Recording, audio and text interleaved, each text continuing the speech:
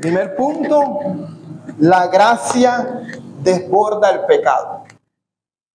Yo creo que ustedes han escuchado la historia de Rubén Blades, que nos cuenta en esa canción Amor y Control. ¿Han escuchado? Hermosa. En esa canción, Rubén Blades cuenta que un hombre ve a un anciano y a una familia, y entre ellos un joven que había sido el centro de una discusión familiar por su comportamiento errático. Y a pesar de los errores del hijo, el padre, piensa esa escena, lo toma de la mano y le dice, póngale la melodía en su mente, aunque tú seas un ladrón y aunque no tienes razón, yo tengo la obligación de socorrerte.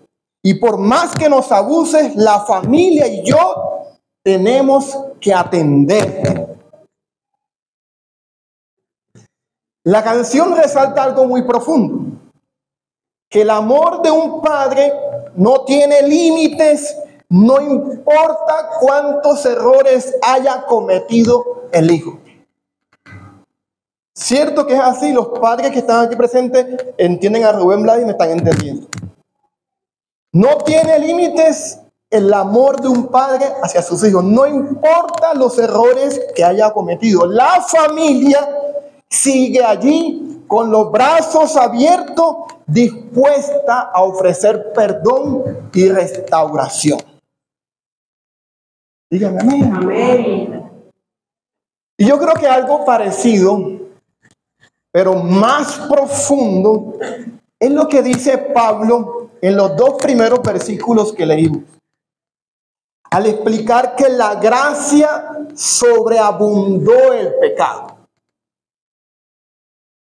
Cuando hablamos de gracia, entendamos que la gracia es la cualidad o la virtud que Dios tiene de ofrecer el favor y el perdón cuando no se lo merece. Eso es gracia y eso es una virtud. Y cuando Dios ofrece su gracia, el texto dice que lo hace de manera desbordante. La imagen de desbordante es que no tiene límites. No importa los errores que hayas cometido, gracias a lo que hizo Cristo, el perdón y la restauración siempre van a estar disponibles. Lo que dice el texto. La ley se introdujo para que abundara la transgresión, pero donde el pecado abundó, ¿qué dice? Sobreabundó la gracia. Y un poquito de contexto para que entienda por qué Pablo está diciendo esto. Porque durante la carta, Pablo ha venido hablando de que toda la humanidad ha pecado contra Dios y estamos destituidos de la gloria de Dios. Pablo dice, no hay uno, no hay ningún justo. Por cuanto todos pecamos, estamos destituidos de la gloria de Dios. Pero Pablo también menciona que gracias al sacrificio de Jesucristo, que ahora por la gracia de Dios y mediante la fe en Jesucristo, nosotros podemos ser salvos sin necesidad de obedecer la ley de Dios. Y eso fue chocante cuando Pablo le dijo eso a unas personas que estaban acostumbradas a vivir de acuerdo a los 10 mandamientos, la ley de Dios. Y Pablo dice, tú no necesitas obedecer los 10 mandamientos para ser salvo. Tú simplemente, gracias a la gracia de Jesucristo, mediante la fe en Él, tú eres salvo. Pero Pablo aclara que la ley no es mala. Porque si no somos salvos obedeciendo mandamientos que Dios nos dio, ¿para qué Dios nos dio esa lista de mandamientos? Pero Pablo dice que la ley fue dada, y lo leímos en el versículo, para que abundara el pecado. ¿Qué quiere decir eso? La ley fue dada para revelar cuán pecadores somos. Fue a través de la ley o de los 10 mandamientos que nos dimos cuenta la gravedad de nuestro pecado y de nuestra necesidad desesperada de un Salvador. Por ejemplo, la ley dice: no codiciarás. El último, no se ve, el último de los 10 mandamientos. Y cuando tú escuchas esa ley, cuando tú la escuchas, es que te das cuenta de que hay envidia en tu corazón, porque te expones a la ley. La ley dice: honra a tu padre y a tu madre. Y cuando tú escuchas o lees eso, recuerdas entonces la indiferencia con la que los has tratado. Pero si tú no lo lees, no lo escuchas, no te das cuenta de que tienes eso. ¿Sí me hago entender? La ley dice: no tendrás dioses ajenos delante de mí. Y cuando leo eso es que reconozco que a veces pongo mi trabajo, mi dinero o mi comodidad por encima de Dios.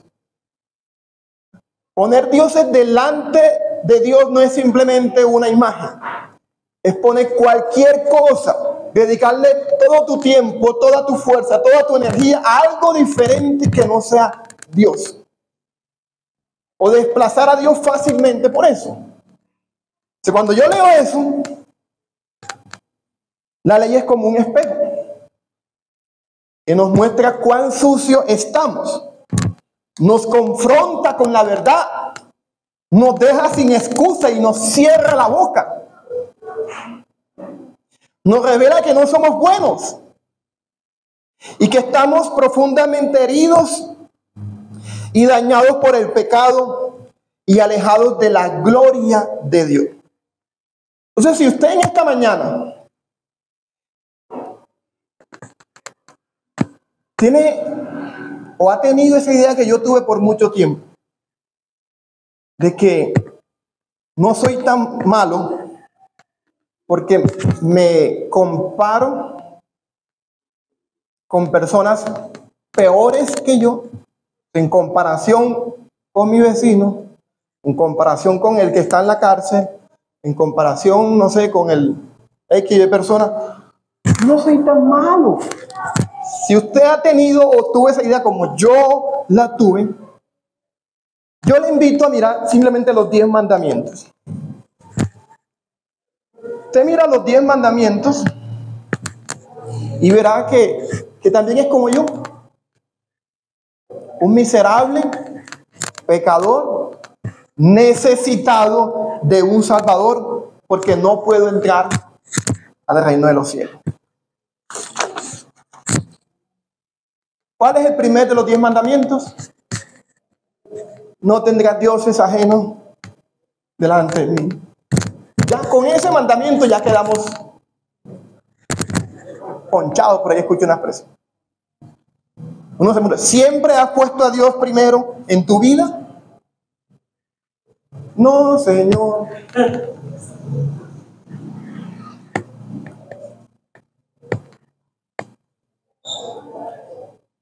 Sexto mandamiento: no matarás.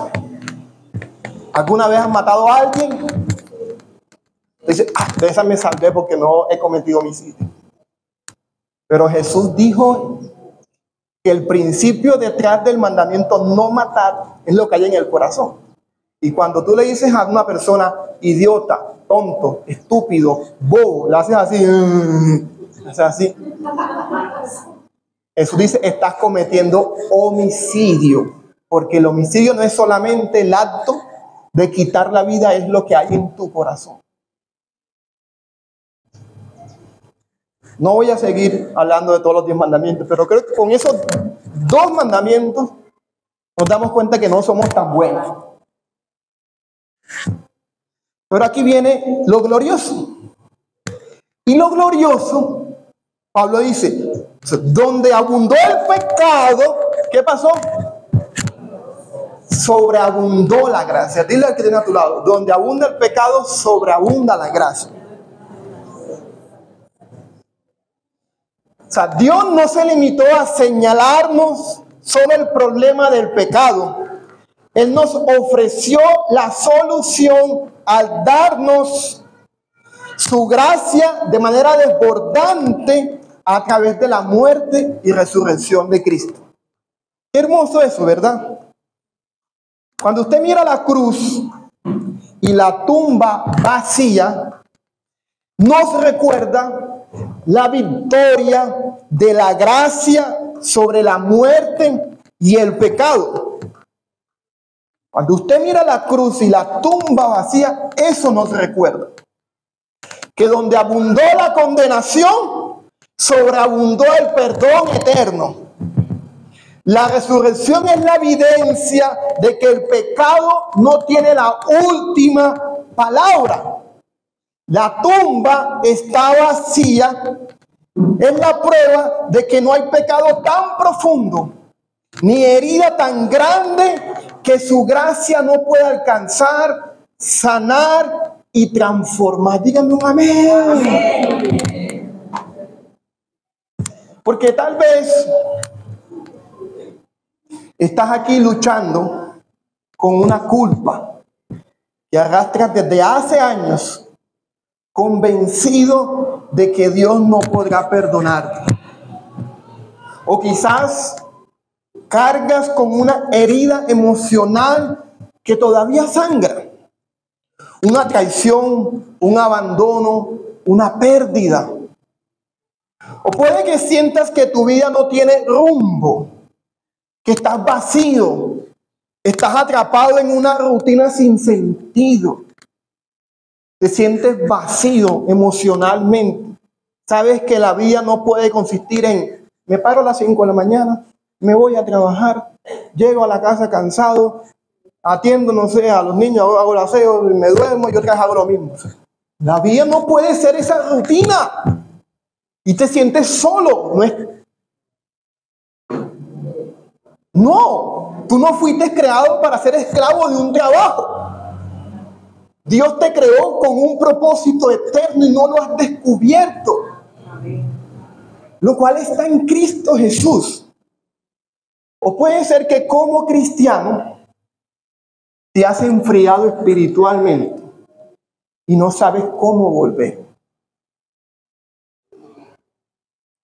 Yo quiero decirte con todo mi corazón: la gracia desbordante de Dios está disponible para ti, para perdonarte, sanarte, llenarte y darte propósito en la vida.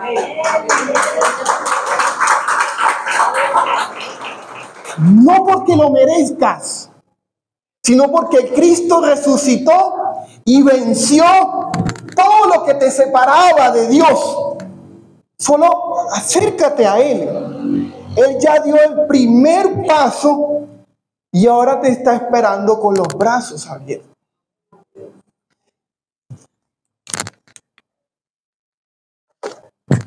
La gracia confronta el pecado. No tenemos sillas aquí, ¿cierto? Porque veo muchas personas allá afuera. No hay sillas acá. Los que están allá afuera, si hay alguna silla aquí adentro, pueden pasar y ubicarse.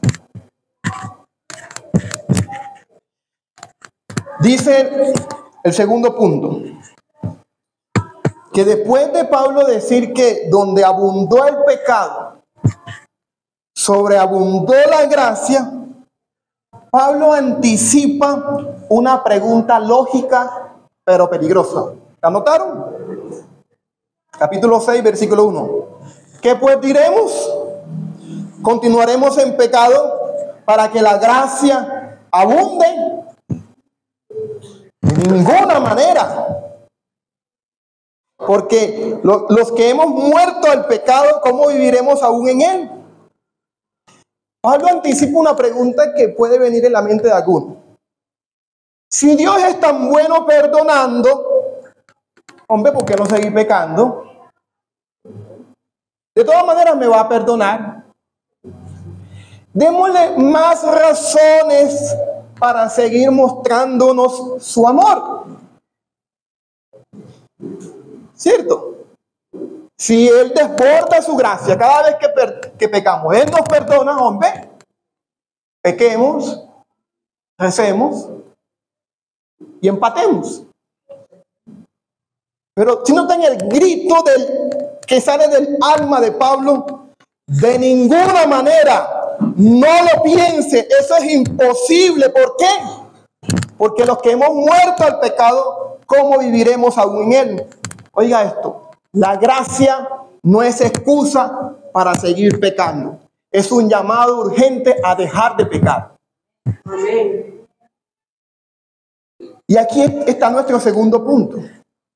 La gracia no solo desborda el pecado, también lo confronta. Porque Pablo está enfrentando una mentalidad muy común, incluso en nuestros días. Lo que le mencionaba, personas que piensan, si Dios es tan bueno y nos perdona por lo que Cristo hizo, entonces no importa lo que hagamos. Yo creo que pensar de esa manera es abusar de la gracia de Dios. Es abusar del perdón que te están ofreciendo, de las segundas oportunidades que te da Dios y te dan las demás personas. Es convertir la libertad que tienes de recibir perdón en libertinaje. Es tomar las segundas oportunidades para seguir fallando a propósito. Y lamentablemente, a veces predicar sobre la gracia se puede malinterpretar. Porque hay gente que abusa del perdón. Por eso no solo Pablo, sino el mismo Jesús aclara que la gracia también te confronta. ¿Ustedes recuerdan que le dijo Jesús a la mujer sorprendida en pleno acto de adulterio cuando todos se fueron? Ni yo te condeno. Vete, pero no peques más. Ahí hubo gracia ahí. Ella merecía morir de acuerdo a la ley. Cuando se pillaba en la costa, decimos así, cuando se pillaba una gente en pleno acto de adulterio, debían ¿qué? Morir. Pero lo que hizo Jesús, ni yo te condeno, vete, pero le dice, no peques más. ¿Ustedes recuerdan lo que le dio Jesús al paralítico de Betesda cuando lo sanó? ¿Sí lo recuerdan? No peques más. Has sido sanado. No peques más para que no te suceda algo peor. Jesús no solo extendía compasión, perdón y restauración. Él también confrontaba el pecado. Su gracia no era una excusa para seguir pecando, sino un llamado a dejar el pecado. ¿Sí me hago entender con esto? Oiga esto, la gracia verdadera nos incomoda si estamos cómodos con el pecado. La gracia verdadera nos incomoda si estamos cómodos con el pecado. Y permítame ilustrarlo con la siguiente historia, producto de mi imaginación y de ChatGPT.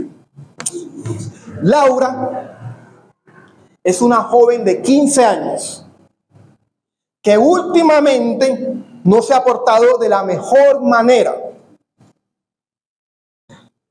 Usó la tarjeta de crédito de su padre Alberto. ¿Dónde está Alberto?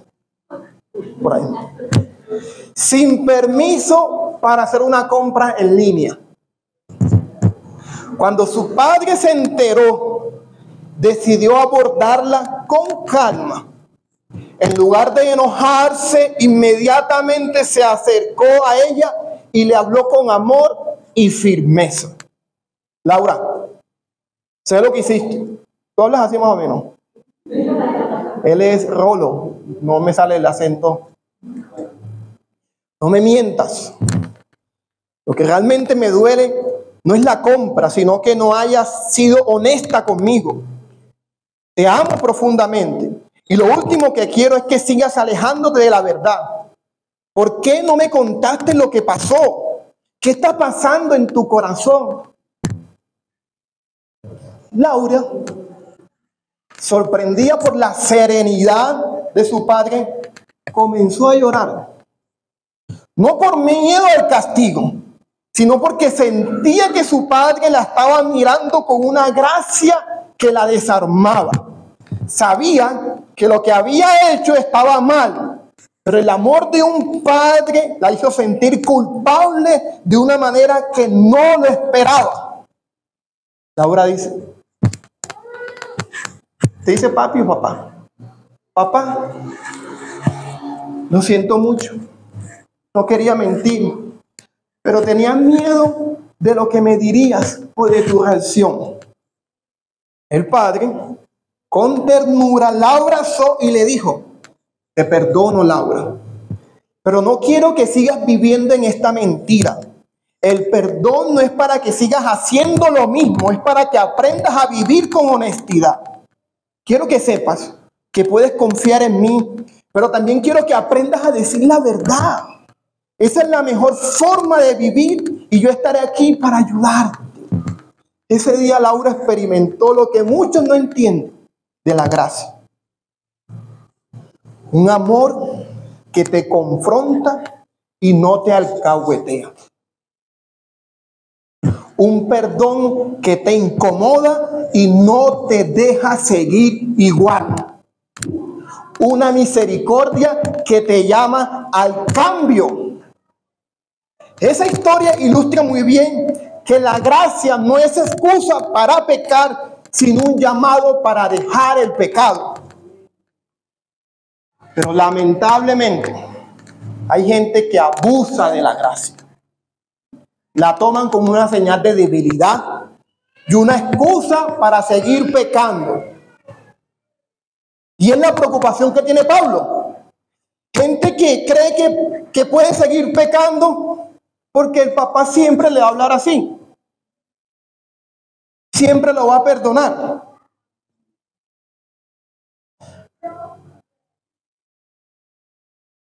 Un ejemplo práctico que nos ayuda a reflexionar si hemos abusado de la gracia es preguntarnos.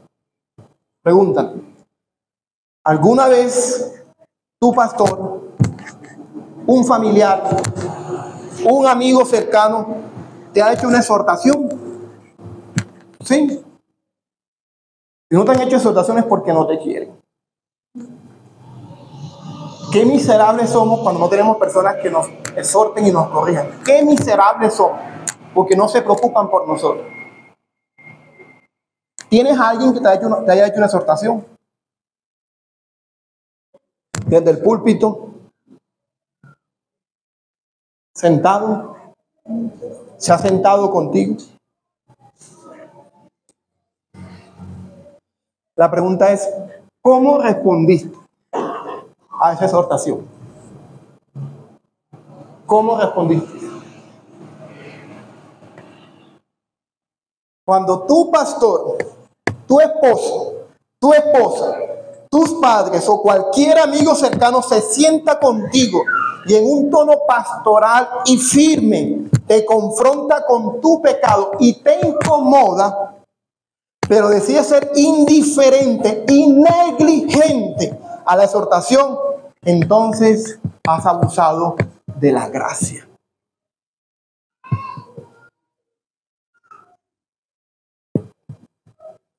La verdadera gracia o la verdadera confrontación no está en el volumen de la voz, sino en el poder del mensaje que te dice, deja el pecado y vive para Cristo. El hecho de que alguien te hable con un tono amable y firme no significa debilidad ni falta de autoridad. Ay, que el pastor, él le falta que hable más fuerte y más gritado desde el púlpito. Necesito gritarte para que tu corazón sea persuadido al cambio. Hay gente que está acostumbrada a ir a la iglesia Y que el predicador le diga, ¡arrepiéntete, pecador! ¿Han escuchado ese tipo de predicaciones? Y el hermano grita ya, ¡habla Jehová! Entonces están acostumbrados a ese tipo de predicaciones y creen que porque uno no habla así, uno es débil y falta de autoridad. O porque Alberto cogió a su niña y le habló así, él es débil y falta de autoridad. ¡No!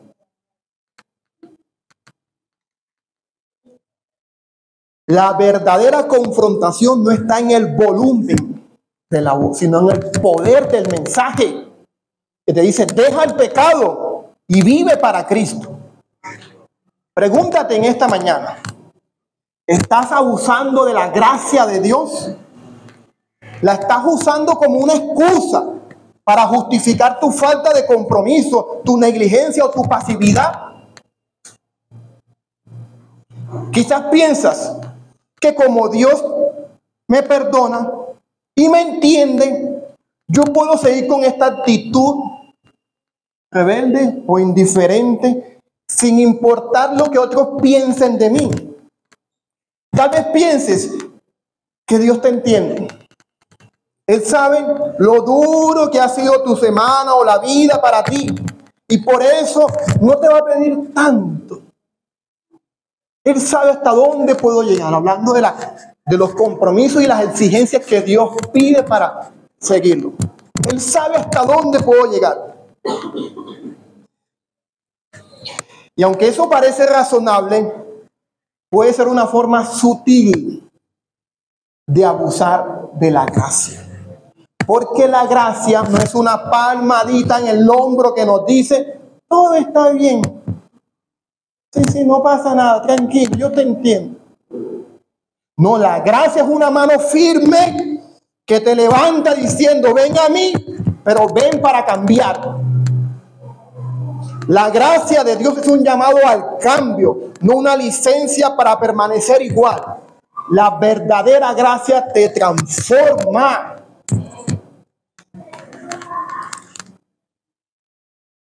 Y ese es el tercer punto que yo noto en este pasaje.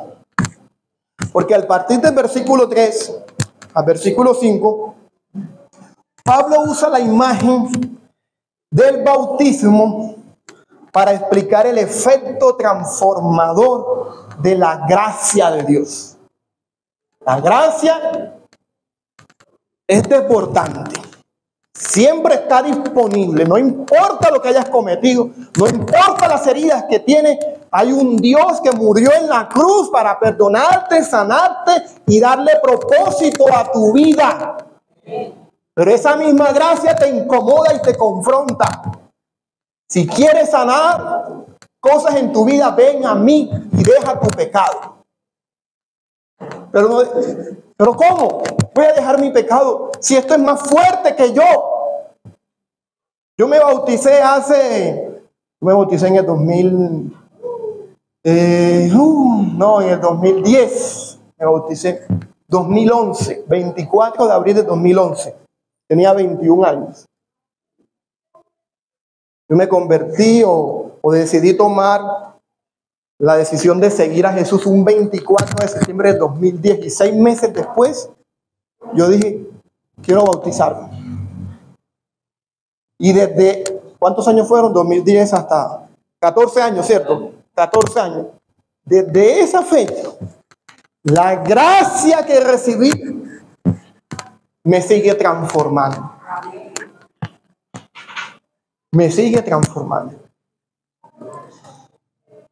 Note que el pasaje dice, ¿no saben que todos los que hemos sido bautizados en Cristo Jesús fuimos bautizados en su muerte? Por tanto, hemos sido sepultados con Él por medio del bautismo para muerte, a fin de que como Cristo resucitó de entre los muertos por la gloria del Padre, así también nosotros andemos en novedad de vida. Porque si hemos sido unidos a Cristo en la semejanza de su muerte, ciertamente lo seremos también en la semejanza de su resurrección. Pablo les recuerda que cuando una persona se bautiza, se une a Cristo y se identifica con su muerte, sepultura y resurrección. Al descender a las aguas, estas personas están diciendo: mi vieja vida, marcada por el pecado, ha sido crucificada y sepultada con Cristo con su muerte, en un acto simbólico. Así como Cristo murió y fue sepultado, ellas de manera simbólica, al descender a las aguas, están diciendo lo mismo. Ahí mi vida, mi vieja vida, está siendo sepultada. Y cuando salen del agua, ellas están proclamando: Dios me ha dado una nueva vida. Ahora camino como una nueva criatura en Cristo. Así como Jesús resucitó, yo me levanto de estas aguas simbólicamente para decir: tengo una nueva vida. Y eso solo es posible porque la sobreabundante gracia de Cristo ha iniciado un proceso de transformación en ellas.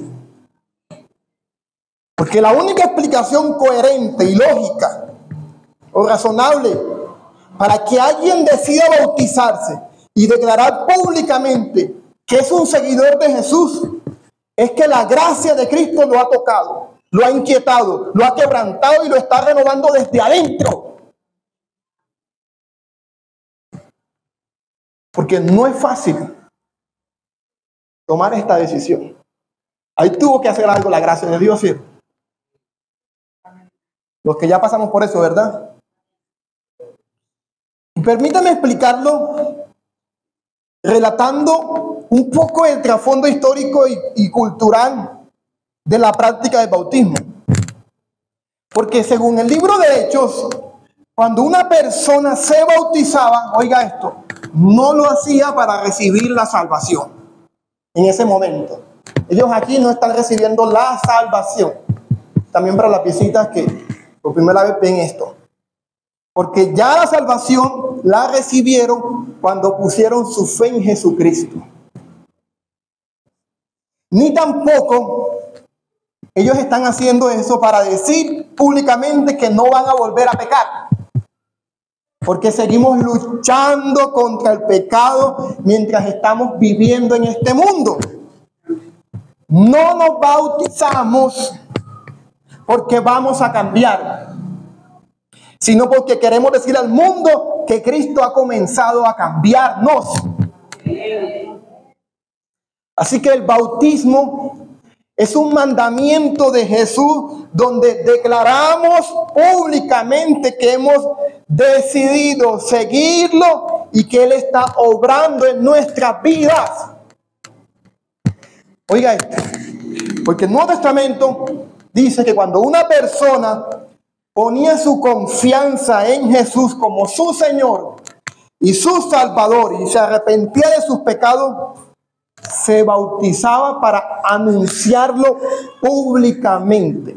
No existía o no existe en la Biblia la famosa oración de fe donde se reciba a Cristo en el corazón, lo cual no está mal si se hace con convicción. Pero lo que vemos en la Biblia es que cuando una persona decía creer en Jesús y lo seguía, se bautizaba. El bautismo es como el matrimonio, ¿cierto? Así como dos personas que ya se aman deciden formalizar su compromiso públicamente delante de testigos, el creyente se bautiza para declarar que ya ha entregado su vida a Cristo. No se bautiza para empezar a amar a Jesús, sino porque ya le ama y desea hacerlo visible ante todos. Cuando una pareja se casa, no se casa porque se van a empezar a amar. Ya se están amando. El matrimonio es la celebración, el anuncio público, el compromiso público yo le pertenezco y él me pertenece. Eso es el bautismo. Porque si un joven dice que ama a su novia, pero no quiere casarse, eso revela que quiere beneficios del amor sin asumir el compromiso. ¿Cierto? Cuando un pelado, cuando un muchacho, un joven, lleva una relación de noviazgo por años, esos noviazgos de bombril, ¿has escuchado esa expresión, bombril? Llevan 10, 12 años y el anillo ¿para cuándo?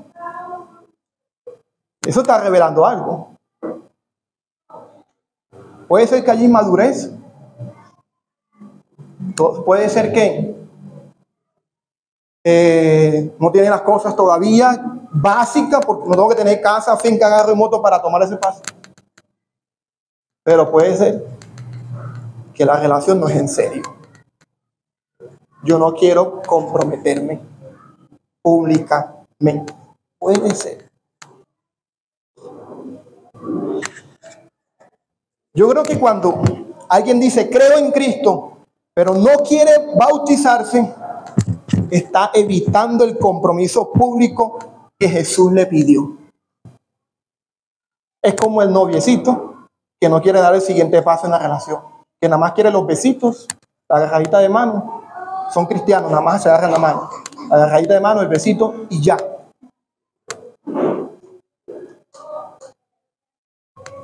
Yo creo que una de las enseñanzas que Jesús quiso dejar con el mandato del bautismo es que la fe en Cristo no es algo privado o secreto.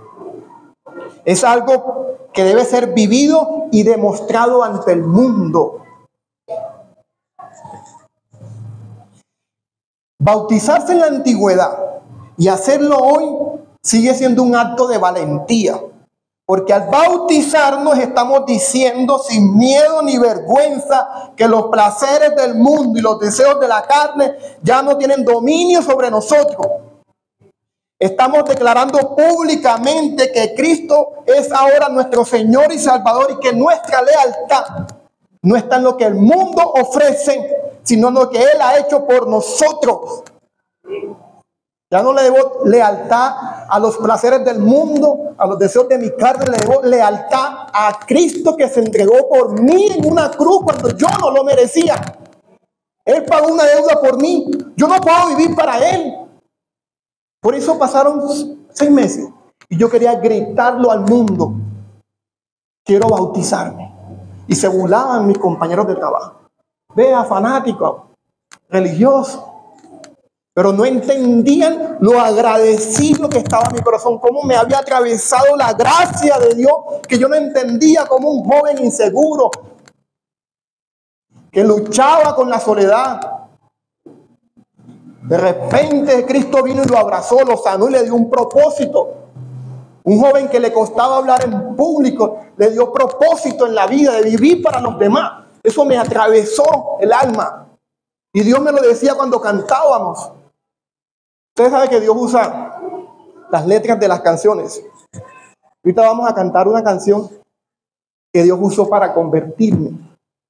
De tal manera me amó que su vida, oye, cuando yo escuché esa letra, yo era un simpatizante como muchos de ustedes, una visita. Llegué al culto y cuando yo escuché eso me atravesó el oído, me atravesó el alma y yo me sentí amado. Y quería gritarlo.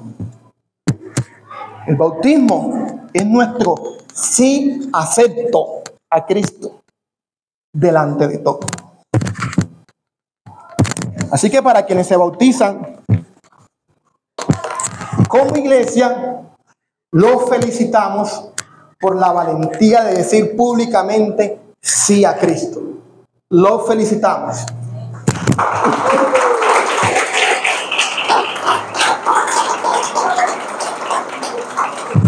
Es la mejor decisión que han tomado.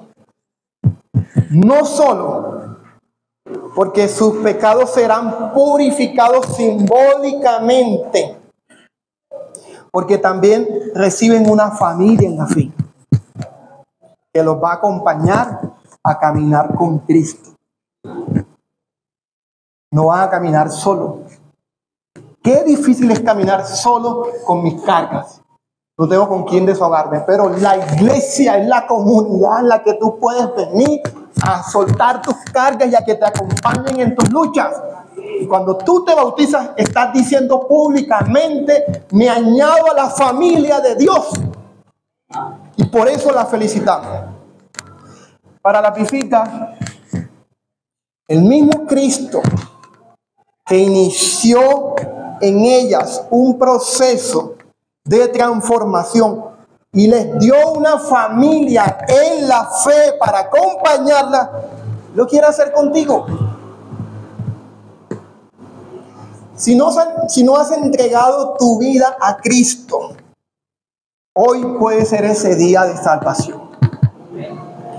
Solo dile a Cristo: perdona mis pecados y hazme una nueva persona. Quiero que ahorita, cuando estemos cantando, hagas esa oración si tú sientes que te ha atravesado esa gracia, si te sientes amado. Y mientras estamos cantando, tú le ores a Dios con tus palabras eso. Le hablo a las visitas o a las personas que un día decidieron comenzar a caminar con Cristo, pero se han alejado por diversas razones. Y hoy también puede ser el día de reconciliación con Cristo. Hoy la gracia te persigue y te dice nuevamente: vuélvete y reconcíliate con Dios. No necesitas cambiar para venir a Cristo. Necesitas venir a Cristo para que Él te cambie. Su gracia está esperando por ti y no es tarde para regresar. Es una gracia desbordante.